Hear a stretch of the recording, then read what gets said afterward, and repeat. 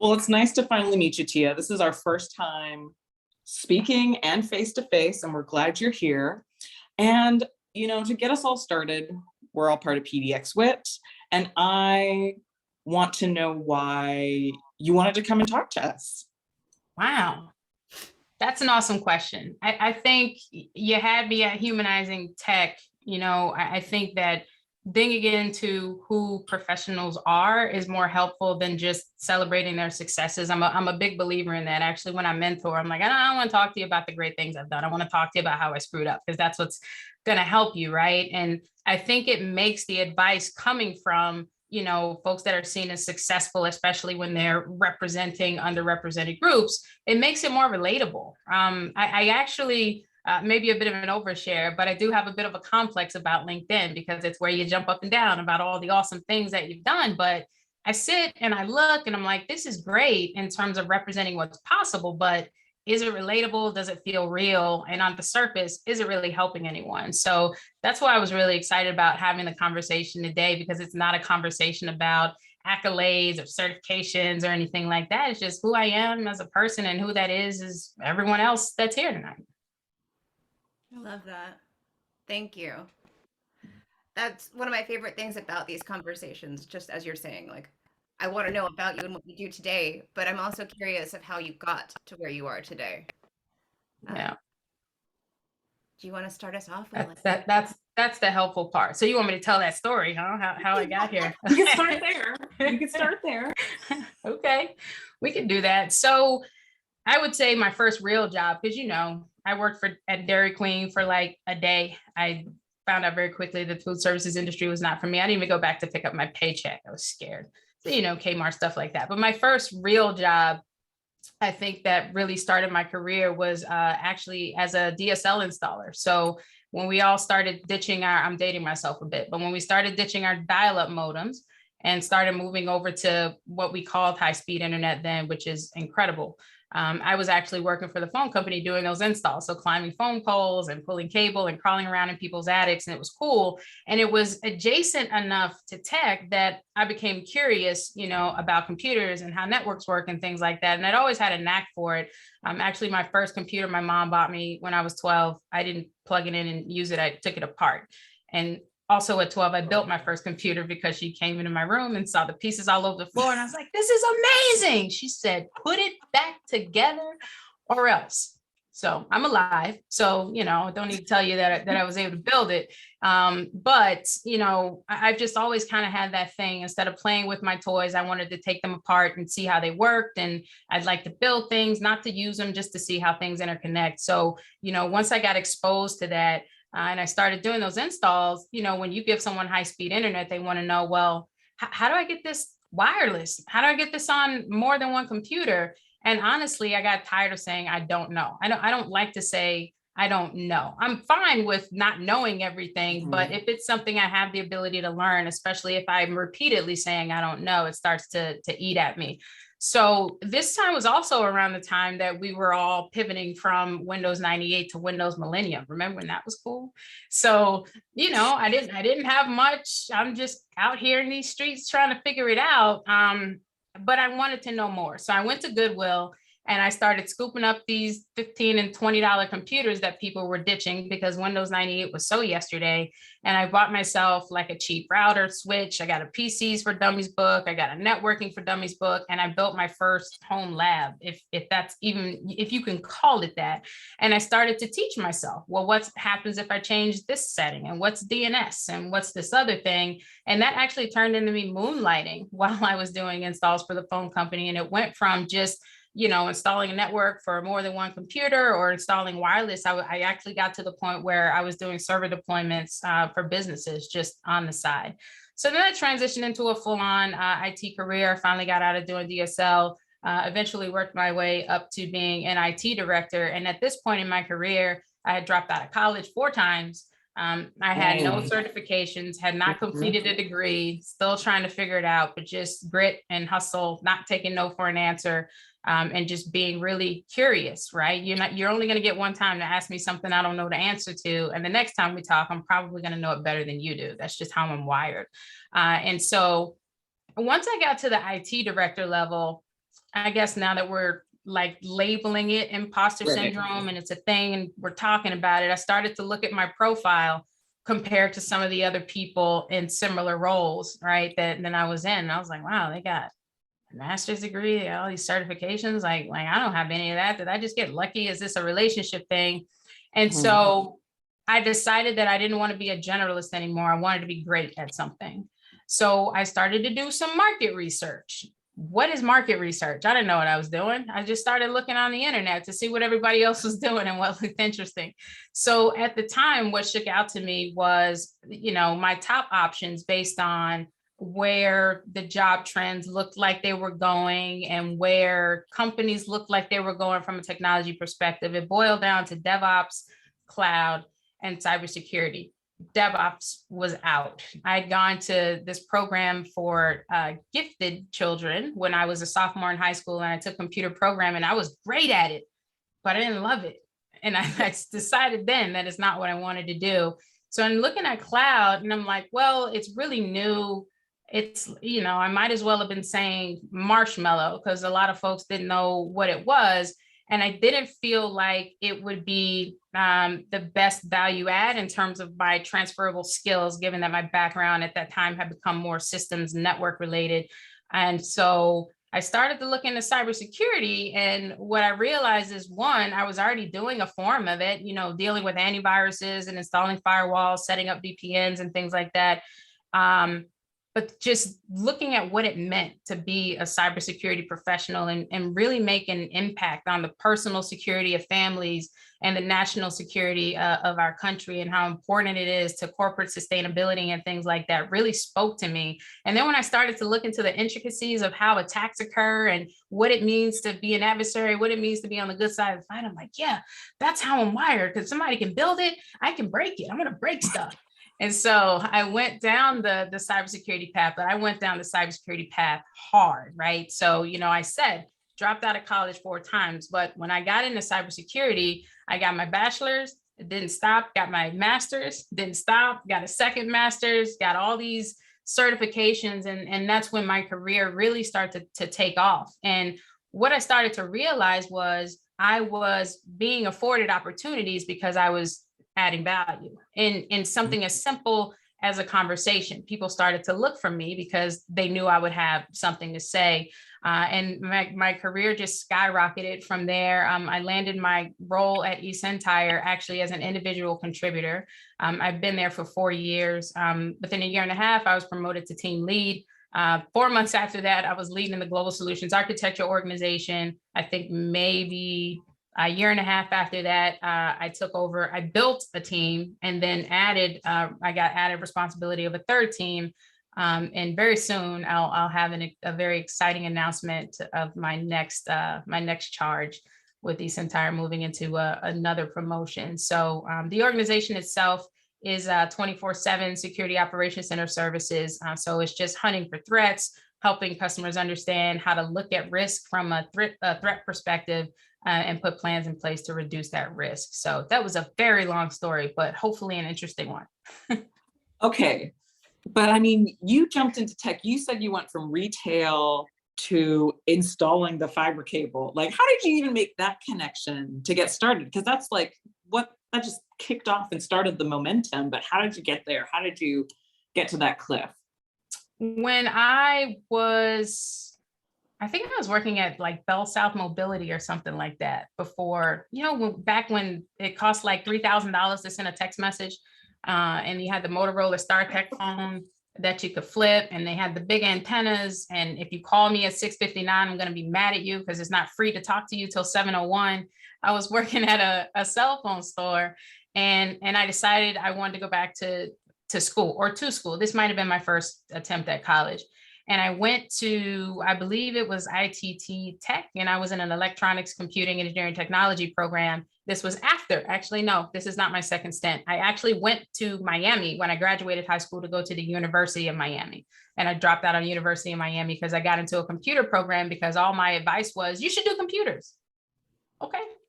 But I learned that I was not an engineer, and that's how I ended up at ITT. But while I was there, The phone company was doing a lot of recruiting for students, and all you had to do is come in and pass this test and go through some interviews. And yeah, it sounded a lot easier than it was.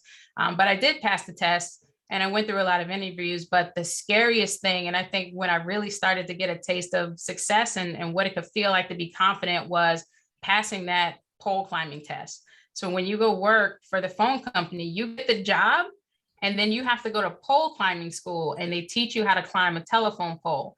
And you're walking up an 18-foot pole, and you have to pass the test at you have to pass the test at 3 different heights. So you start at 6 feet, you go to 12, and you go to 18. And when you tell them you're ready to test, if you fail 3 times, you can't keep the job. So that was super scary. But yeah, that's where it all started. I passed it. I started working there. And then the rest of it was just me being curious, picking things up, exploring, not being afraid to ask hard questions and push. And I'm going to ask. I'm not just going to take what you say at face value. And that has actually served me really well in my career.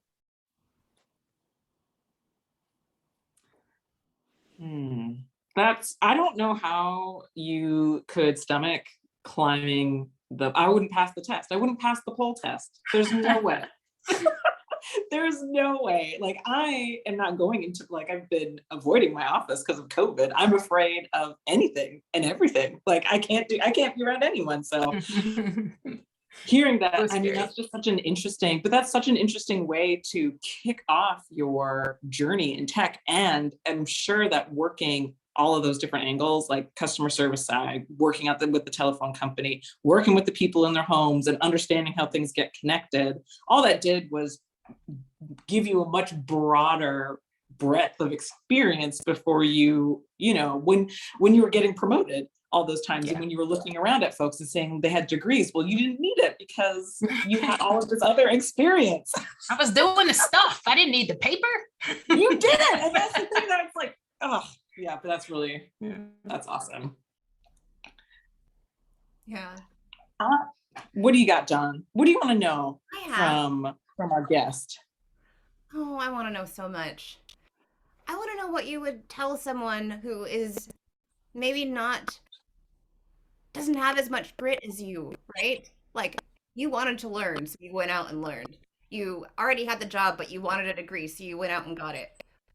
What if I was your mentee and I'm like wavering? How did you know? Like, how did you do it? I think the biggest thing, and this is what I've learned in my conversations with folks that are trying to figure it out. It's so hard to get in. There's so much information. It's usually because they haven't figured out their why. Why are you here? Why do you want to do this? What moves you? Something I always say is, it is hard enough to get out of bed every morning and just be, when you're doing what you love versus doing what you feel like you have to do. That's heavy, right? Then instead of just moving because you're motivated, you're like dragging stuff around.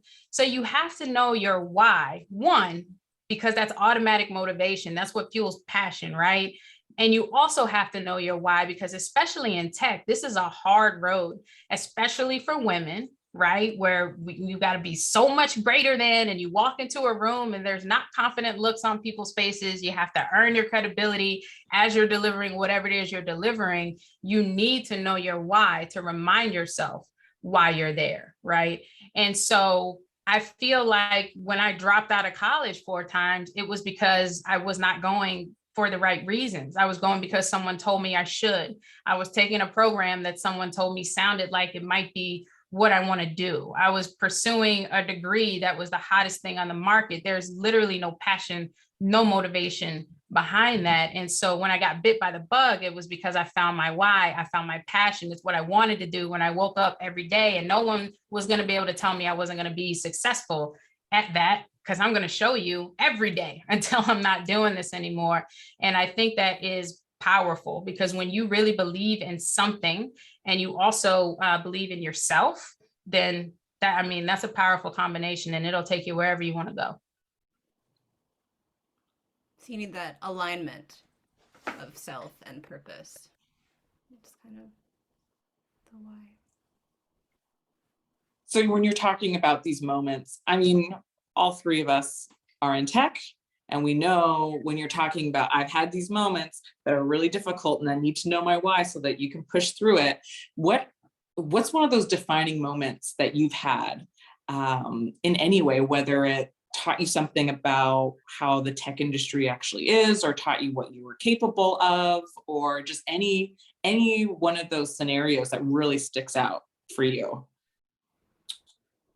I think I had a really big moment in my career at eCentire. And just to add a little context to that, I came up kind of hard knocks, not a real sense of community, not seeking validation, because I was just in my own bubble for a lot of reasons. So throughout my career, I'm just heads down. I'm doing what I got to do, and I don't need you to tell me I'm doing the right thing. But what that does is it shuts you off to feedback. It kind of stunts your growth because you're just doing what you know, because you're not letting anyone in. And so when I joined eCentire, I had a really supportive CEO, and he started to tell me things about myself that I didn't know. I think one of the most challenging things to do when you're trying to figure out what you want to do with your life is identify what you're good at, identify what differentiates you from everyone else, because you've been you your whole life and everything you do to yourself is normal. And so, as I started to gain some confidence, I started to move around and build some relationships and try to solve some problems. And then I started to see, like, not only were people listening to the things I would say, they were starting to ask me my opinion. That's life changing. Wait a minute, you want to hear from me? I'm not used to that. And I did go through a little transition where, folks wanted to talk to me or invited me to a podcast like this, when you're not used to, not even when you're not used to being asked for, when you're used to being rejected. Let's take it even further. And then people are looking for you. What's the response? What you want? It's not, oh yeah, I'd be happy to. It's what you want, right? So I had to process my own stuff. I had to get out of my own way. And when I did that, it just opened me up to so much because I was open to other people. And my big moment was when I had the confidence to go to my CEO and do a breakdown of something that I thought was a huge gap at our company and why it mattered. And not only that, what we needed to do to fix it. Because as a leader, you love the people that make your life easier. Most people just bring you problems. Well, you're the leader. Here's the problem. And you're like, what am I supposed to do with this? Like, I tell my team, don't bring me dead mice. That's a dead mouse. I don't want a dead mouse. So I took the CEO, the problem and the solution. He went through my analysis. He came back to me. He said, I love it. Your timing is perfect. I've been looking for exactly this. I just couldn't piece it all together because I'm not everywhere. You go build it. We'll flesh it out. You build a team, you own it. And that all turned into a program that has been a huge differentiator for the company and, led to one of my promotions. So that was huge for me to go from like, no one wants to hear anything I have to say, to like the head person at this organization saying, I believe in you. Yes, go do that. And at that point, like, I had already built some confidence. One thing I didn't mention is that I played women's tackle football for 12 years and now I coach it. That experience just, built so much confidence because it's you against yourself. Football doesn't build character, it reveals it. So you find out who you are. And then when you find out who you are, you're then put in a position where you have to decide who you want to be. And who I decided I wanted to be is someone that would stand up for myself and not take no for an answer and fight for what I believe in. And that moment, even though I had that in my head, served as a great deal of validation. And after that, you couldn't tell me nothing. No, I know this is right and we should do it this way. And not being bossy or anything like that, but being vocal when I know something is wrong and being convicted, in my beliefs and just communicating the right way and working with teams to, cross-functionally solve problems, because there is that person that has all the ideas, but like just pushes those ideas on everyone else without thinking about the impact to other teams and other processes and, other things in the organization. But I build relationships and bridges and allyships. And every time I offer up an opinion, it's also, but I wanted to talk to you about it because I just don't know what I don't know about your organization and how that might impact you. So it's, what do you think?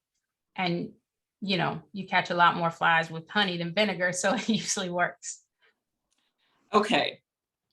Do you think that being considered bossy is more about who's the one calling you bossy rather than you just speaking with conviction?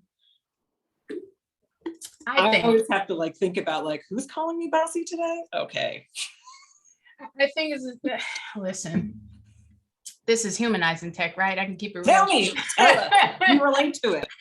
I think calling someone bossy, no matter who they are, there are people that are bossy. Some people are just bossy and it's frustrating. But first, I'm not bossy.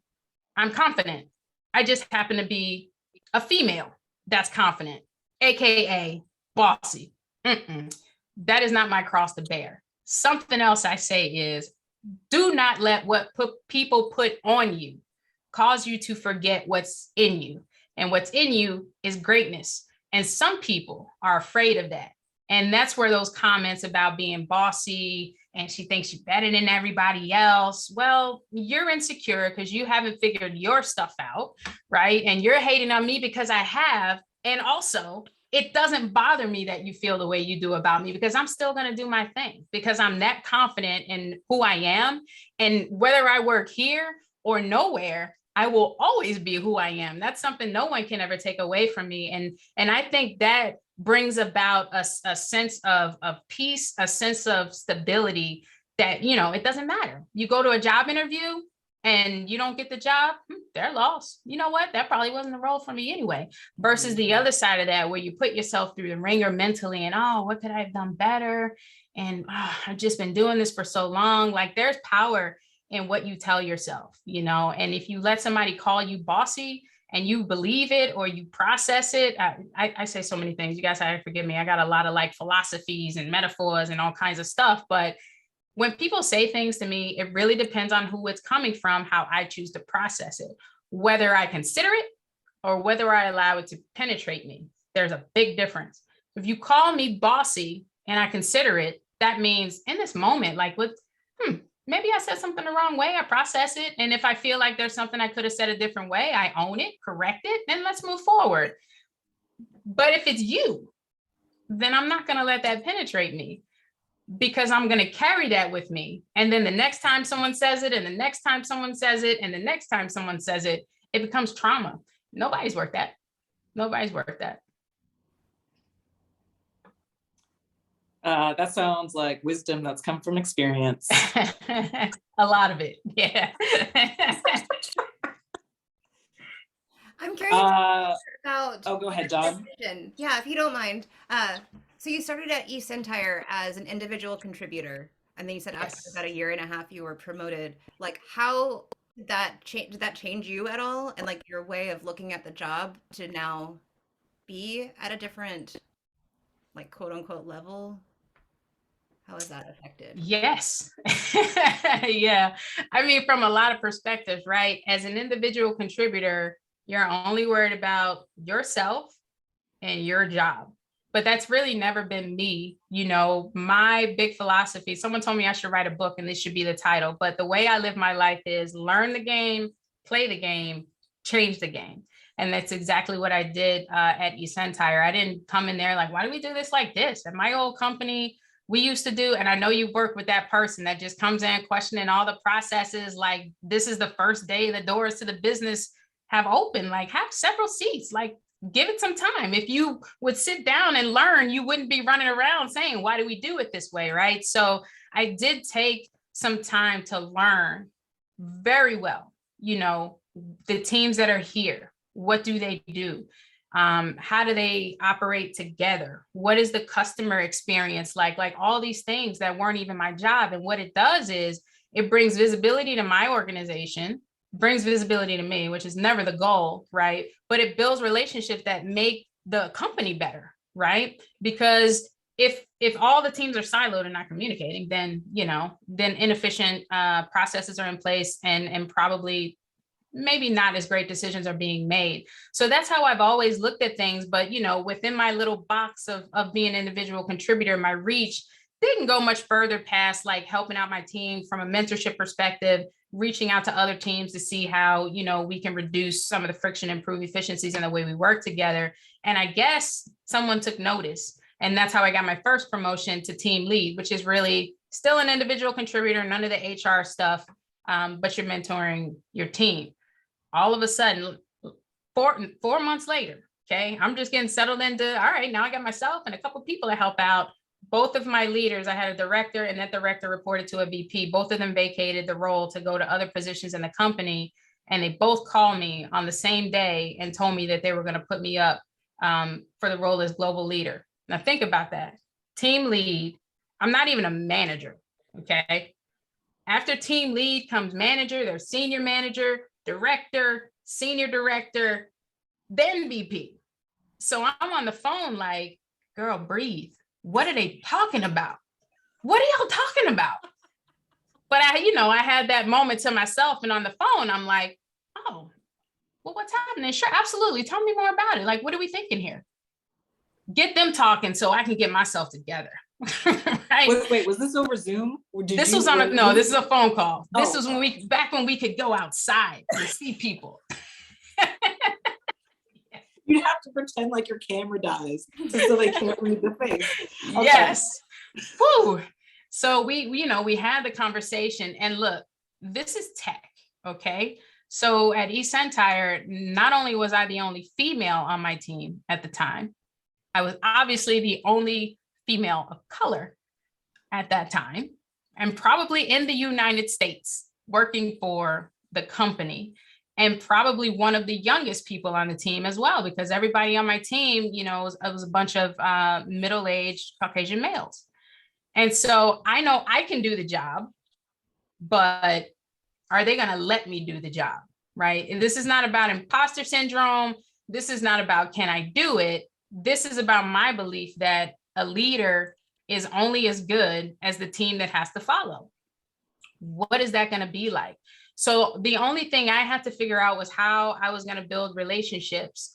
And when you're in a role like that, it's tough, especially when you don't go through the transition, because it's those lower ranking roles that allow you to build more of those personal relationships, because the higher up you go, the more you're on the hook for the corporate vision and the less you're able to really be that advocate for the people. And so I had to find a happy medium for both of those. And so the way I decided to attack it was building relationships with my team, building relationships with other organizations, figuring out who the influencers were, who my allies needed to be. So basically, surveying, getting a lay of the land. So I had one-on-ones with all my team members. Hey, tell me what you love about being here. Tell me what makes you not want to come to work every day. What are your career aspirations? Like, I care, having those conversations. And the same thing with other teams. So you say, I care. You make some things happen, right? You find some low-hanging fruit, get some quick wins, show people that you mean what you say. And then you start to go attack, and you start to influence, and you start to, drive efficiencies and deliver on what you're in the role to do. And so once I got comfortable and I stabilized my organization, I started to branch out, right? So get this stable, get some leadership in place under me. Now, what else can I go attack? And so that's really been my mode of operation, right? Like, don't get too big for yourself, but also don't get stuck. So it's a process, but it was scary going from, wait, hold up, I'm just hanging out in New York. What you mean? I got to talk to everybody now? And this wasn't just a national leader. This was like, I went from managing a territory in New York City to leading a global team. So I had resources across the United States and in the UK. So it was like, learn how to be a global leader too, because I've been an IT director before, but it was a smaller organization and I was calling the shots, but it was around technology. There was no global team, and it wasn't a sales organization. This is a sales organization. So there was a lot of pressure, but pressure can do one of two things. It can bust pipes or it can make diamonds. I'm a diamond, so I have to make it happen. Thank you. Oh, that's incredible. Oh my God. That is incredible. That stratospheric rise within that company in such a short time. I'm glad that we get to meet you. I feel like I'm going to come off this call and talk to you a little bit more about like, what can I do? What can I do in my career to follow in your footsteps, but instead of mechanical engineering, instead of cybersecurity? Hit me up. Hit me. I'll be honest. I think something that helps me, well, this is the funny side of it. People joke that they're afraid of me because I play football and they just work with me because they're scared I'm going to tackle them or something like that. But the reality is that I'm not afraid to ask hard questions. Mm-hmm. Because you can't just take what someone tells you if it doesn't sit well with you and just walk away with that, because what you produce as an outcome is on you, not them. So you have to make sure you're getting what you need to move forward in a way that feels right to you. And I don't stop asking questions till I feel like that. Even if the conversation's in and I go away and I think about something, I come back and I'm like, oh, look, we were talking about this thing and I started thinking, let's talk about that, a little bit more. And I am that way because the biggest failure of my career to this day is back when I was a network and systems admin. I went to a financial firm to upgrade the storage in their Exchange server. Financial firm, Exchange. That's where all their money happens. So I get there. I had to install a new RAID card into the system, and the server wouldn't read it. I didn't know what was going on. Like, all right, I'm gonna call tech support. Call up tech support, try this, try that, nothing's working. And then the guy on the other end of the phone goes, well, delete the RAID array. And so to break that down, just in case there's like non-technical listeners or in other areas of tech, RAID basically allows you to combine multiple hard drives, either to add more storage or have redundancy. So you're either copying data back and forth between multiple drives, or you're just using them to expand the amount of space that you have. The RAID controller is the software that controls how those hard drives interact. So when you delete a RAID controller, the hard drives don't know what to do.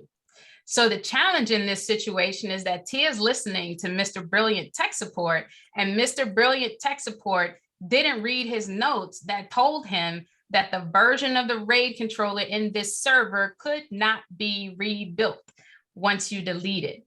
So I'm looking at a whole bunch of hard drives with the emails of a financial firm on it that are no good to anybody. I called my boss. I could hear her vomiting in the background. It was the worst day of my life, but I took it on the chin. I ain't let them see me sweat. We went in there and we worked it out. They were pissed, but at the end of it, what they remembered was how cool, calm, and collected Tia was throughout the entire process. What Tia learned from that is, mom ain't raised no fool. Ask the right questions to get the right answers. It's not just about asking questions to get answers. You have to ask the right questions to get the right answers. And that moment changed my life. I should have never just said, okay. I should have said, well, what's going to happen if I do that? And if it doesn't work, how are we going to put it back together? But I trusted that he knew what he was doing. Something else I learned in tech, a lot of people don't know what they're doing. Preach. Is this too real? I mean, I know. That's an empathetic sigh. Okay. You have mentioned this a number of times. You have been bringing up your failure. And I just got to say, I really appreciate that. I think about myself when I was trying to go through college. Whenever I would get like a grade that I didn't want, or something was in the way, and I felt like I wasn't doing things right, that it meant that engineering, it meant that tech wasn't for me. And I dropped out of school twice, and I had my struggles, and it just never, it would have been so much easier if everybody around me was talking about their struggles, especially people that looked like me. And once I became aware enough to understand that importance, I started talking to like folks in my community about my struggles and my failure. What was it that like flipped that switch for you so that you're able to talk about it like on a podcast multiple times where anybody can access it? I think accepting failure as part of the journey and not something you need to be ashamed of. You can't see it, but in my background, I have a quote from LeBron James that I'm able to see every day when I walk into my office. It says, you can't be afraid of failure. It's the only way you succeed. And I think when you get it wrong, or you try something, I'll say it a different way. When you try something, you either succeed or you grow. If you accept it as a failure and you stop trying, then yeah, it's a failure. But in the end, it's part of the journey. And honestly, things that come easily to us, we remember a lot less than things we struggle through because we remember that experience, right? What happened, that the story I just told, I'm going to date myself a little bit here, but I mean, it happened a really long time ago, like double-digit time ago. And I still remember it like it was yesterday. And you think about something so simple as like a kid learning how to put on their socks. Not a big deal. I got 2 feet, I got 2 socks. I might struggle a little bit. Eventually they'll go on, maybe backwards, but we're good. Versus a kid learning how to ride a bike. You fall and you fall and you fall, and the handlebars are twisting up, and I scrape my knee, and oh, this sucks. I'm never going to get it right. Bicycles aren't for me. And then they get it, and they are the king or the queen of the world. And everybody has the day I learned how to ride my bike story, right? That is what failure is. Failure makes us who we are. All the mistakes that I have made in my life, whether it's, in my career, in my relationships, in my education, they've shaped me into who I am today. And one thing my stepfather says all the time that I love so much is that if you change one thing, you change everything. So I would relive every single failure that I have. And we have to stop associating or seeing failure as so negative, right? Stop giving it so much power. When I ask people, when you hear failure, what do you think? They think, oh, my family. I think about getting it wrong. I think about not succeeding or not being good enough. And for me, I'm like, failure is my homie. Failure is temporary because it doesn't exist unless I allow it to.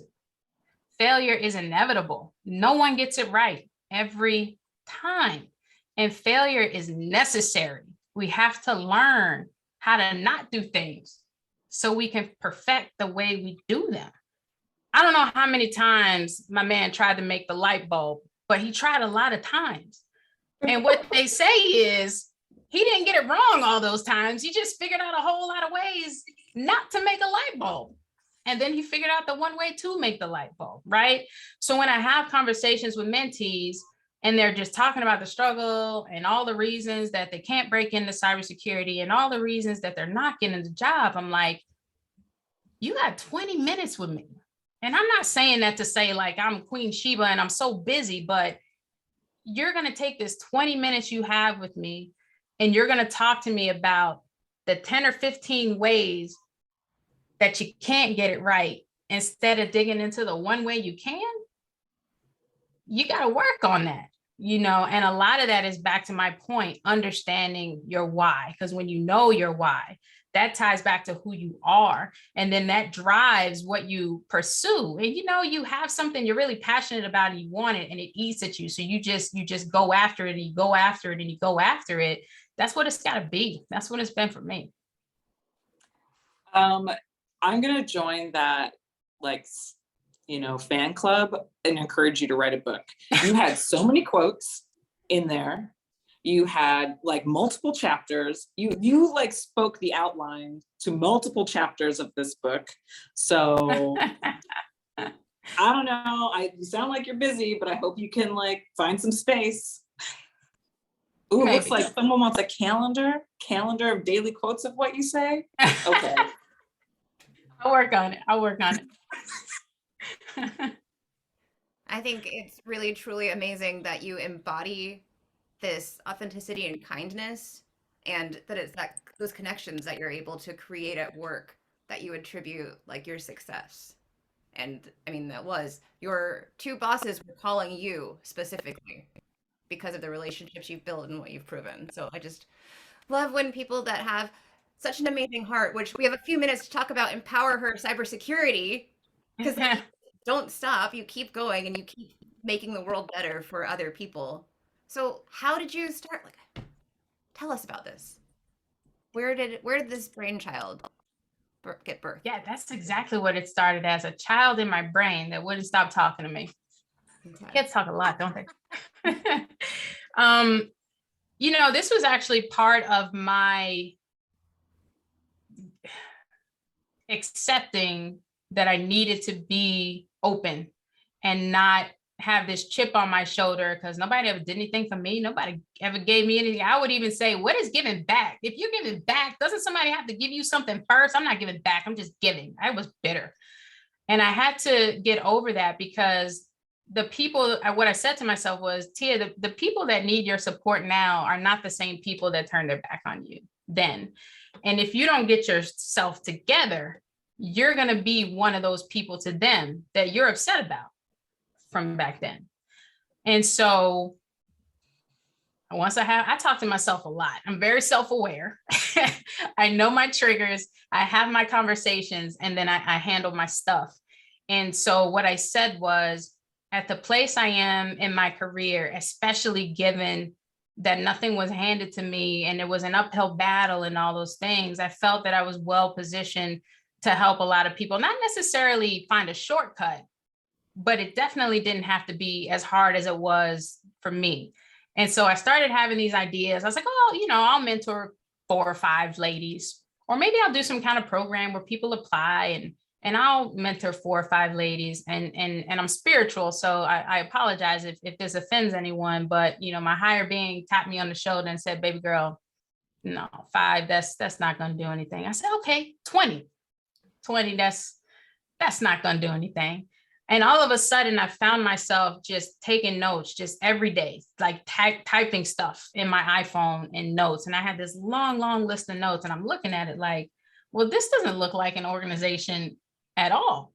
So what I did was I got this thing called a business model canvas. And what it does is it's these little blocks where you put in, what do your partners need to be? Who's your target audience? And, what are you going to deliver? And so it helped me organize my thoughts. So went from brainchild to notes in my notepad to a slide deck to this organization. And where the fire came from was I didn't feel like there needed to be another organization providing training and having workshops and webinars and conferences. There's literally no shortage of resources and information in the cybersecurity industry. What's lacking is how to take all of that and apply it to oneself. And especially as women, when you don't see anyone that looks like you, that's first of all doing it, all right, and then you don't see a lot of women that are successful and in leadership roles, and making decisions. 1, it makes it feel like it's not possible. And 2, it creates the appearance of, well, even if I do get lucky enough to get in, my career trajectory and my opportunity is going to be limited because it appears that women only get to a certain point. And I was like, that's crap. And we're going to debunk this myth. And I'm going to get all of us awesome women in this one safe space. And we're going to feel comfortable to figure out who we are and what our why is and ask the hard questions without worrying about being ridiculed or having someone steal an idea and take it as their own. But in the comfort of other women that look like you and that have done it. And then for the women that have figured it out, also celebrate them. So it's a safe space for women trying to figure it out. And it's a platform to celebrate the women that have, right? And it just creates this ecosystem of more women feeling like it's possible. And then when you celebrate them when they get there, all of a sudden you've expanded how much representation you have. And so my hope was to create a domino effect. And I'm not authentic or friendly or nice because I think it'll, gain me a following. It's just who I am. And if I am who I am, then all I have to do is wake up every day and be. I don't have to try so hard. So that's why I'm able to do all the things that I do, because all I have to do is show up. And I like the way I show up. I think it's kind of awesome. And folks respond to it. And every time I learn something, I bring it right back to the community. I was in a board meeting today. This is something you're not going to hear when you're behind that keyboard answering the help desk phone. Let me tell you how this works. And I even built out a program called Differentiate You, because I firmly believe that the biggest problem women have in tech is a lack of confidence. And I know we've heard the statistic, but every time I say it, it's mind-blowing. A woman will self-select out of applying for a job because she doesn't meet 80% of the qualifications. But a male counterpart will say, I can spell that. I'm gonna apply for this. And they will go into the interview and they will be confident, not necessarily competent. and they will land that role. But an incredibly competent woman, lucky enough to land that interview because she took a chance and applied, often lacks the confidence to drive the value that actually lies within. And so when you don't really believe in yourself, when you let that imposter syndrome get to you, it shows up outside. And if you can't make someone that's hiring you confident, then you can't land that role. People have to believe in you. Hiring managers want you to get it right. Trust me, I die looking at resumes. I want somebody to get it. Please get it right. But hiring managers put a lot on the line when they hire people. So they have to have confidence in you, and they can't do that if you don't have confidence in yourself. So the idea behind this program is to help women, build that confidence. And it's really simple. It's just validating that it is what you thought it was, or telling you, no, it's not really that, but here's what it actually is. Sprinkle with a little bit of, I believe in you. I think you're awesome. You can do that. That was a fantastic idea, and all of a sudden you got a confidence army ready to take over the world. And so, the big mission of the organization is to paint the pipeline. Like we hashtag paint the pipeline, right? We have to do that. And obviously I do want to help women of color because I feel like that's what I'm able to represent and relate to and connect with. But the bigger charge here is if we don't find a way to get our lives together and drive a more diverse cybersecurity workforce, the adversaries will continue to own us. Do you think they're collecting the demographics when they're hiring people to build ransomware applications and take over banks? They don't care where you're from, who your mama is, and how old you are, and are you neurodiverse? They just want to know, can you pop that thing I need you to pop? And obviously we can't be that loosey-goosey, but we need to do better about where we're looking, and understand what our implicit biases are as hiring managers, because the tendency is to hire what makes us comfortable. And that tends to be either people that look like us or have similar likes because you just feel good about it, but they can be horrible at what they do. And so, I could talk about what drives just the lack of diversity for days, but I really am trying to dismantle that, lower the perceived barrier to entry. And I'm not just opening doors, I'm kicking doors in, because a lot of times too, we just need to get people in front of the right people, and they're just being drowned out, by all these people putting their hands up saying, I can do it. No, you can't. Sit down. She can do it though. You should talk to her. So. That's amazing. Oh, I only laugh because otherwise I would cry. That's just how it is. Yeah. I think we're getting pretty close to time. Dawn, what do you think? Do you have any last questions that we can ask Tia? How are we finishing up the podcast these days? Do we ask about a life hack? Do we have a nice? Ooh. No? We don't have a thing right now for the podcast, but I want to hear any kind of life hack that Tia wants to tell me. Anything. Okay. Can you tell me to make my tea better? I don't care. Just the wisdom that you have been bestowing upon me. Anything. Tell me what we could do. How can I hack my life? You got to get your life before you can hack it. That's where it starts. I know that sounds crazy, but oh, what can I do to make this better? Well, where are you going? I posted on LinkedIn one day. I'm like, even Google Maps can't help you navigate if you don't give it some kind of idea where you're trying to go. And you have to know that.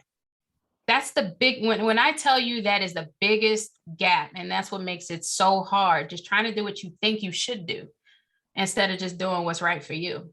That's the life hack for me. Every day I wake up, I choose. I know what I want from me. Some days I choose to do other things, but I choose. So it kind of still feels like doing what I want to do, even though I may not want to do it. But you do have to do that. Be true to yourself. But that takes a lot of work. Before you can be true to yourself, you have to be honest about who you are. And that can feel like hacking. That's not easy. But yeah, like I keep saying, know your why. If you want to be able to really hack your life and change it, get your life first. That's another chapter for your book.